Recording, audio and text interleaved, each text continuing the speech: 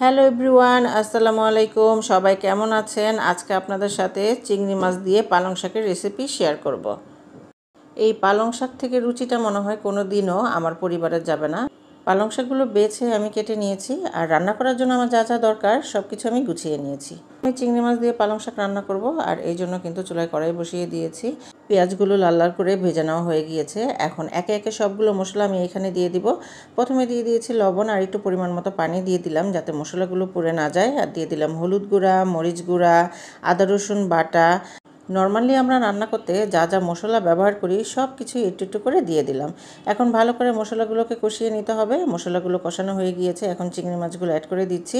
সাথে দিয়ে দিলাম বেশ কিছু পরিমাণ কাঁচামরিচ কুচি। শাক কিন্তু একটু ঝাল ঝাল খেতেই ভালো লাগে।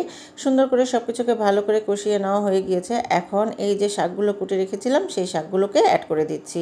আর দেখতে মনে হচ্ছে কতগুলো শাক, পুরো হাঁড়িটাই ভরে গিয়েছে, অথচ একটু পরে দেখবেন ম্যাজিক।